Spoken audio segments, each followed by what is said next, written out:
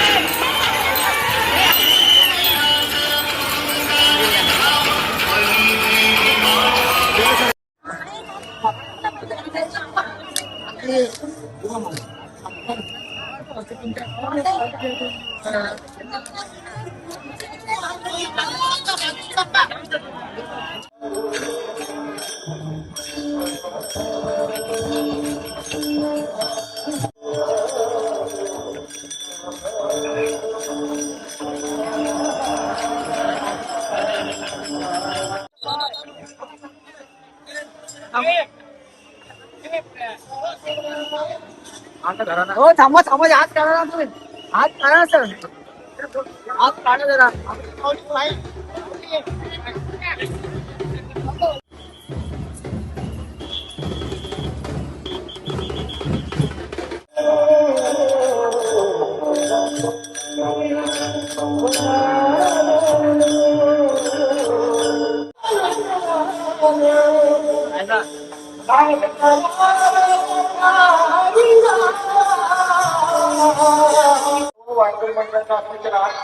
ट्रेनच्या 5 प्रस्थान पुढील मुक्कामाकरिता सकाळी 6 वाजता राहील.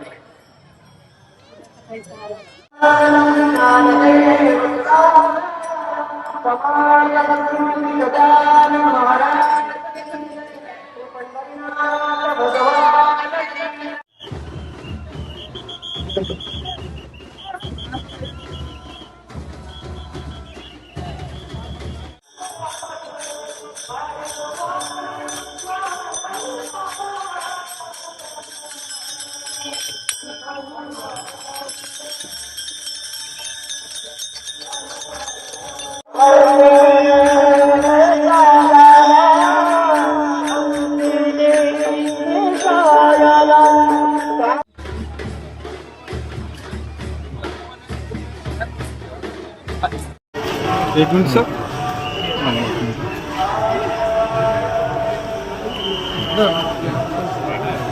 थोडं मागं या बाई सगळे इथे.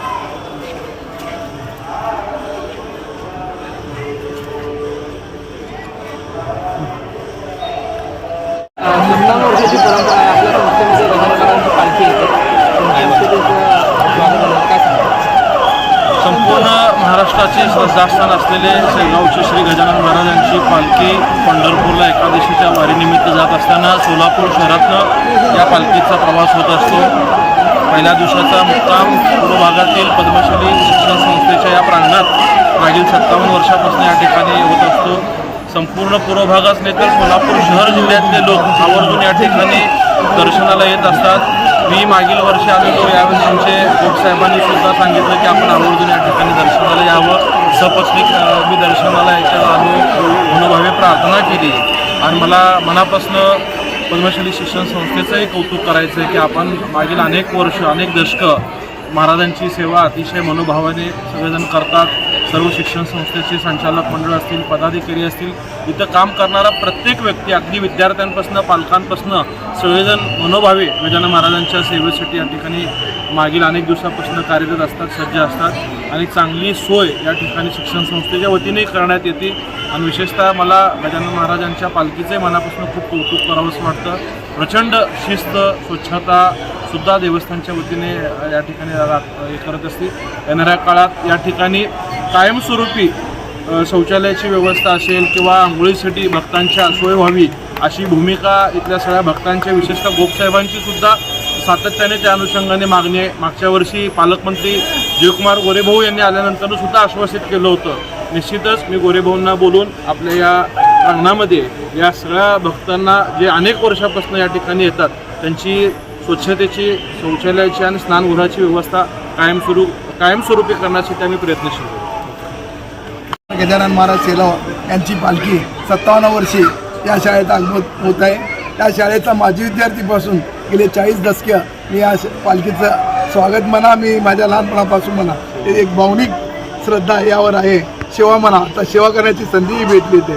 पण या पालखीचं दिवसेंदिवस स्वरूप पाहता भव्य प्रमाणात होत आहे आणि भक्तांची अडचण होत आहे, म्हणजे दर्शनाची अडचण होत आहे. त्याप्रमाणे अनेक सोय आमच्या संस्थेतर्फे आपण करत आहेत. पण महापालिका असू द्या, शासन असू द्या, त्यांच्यापर्यंत करत आहेत.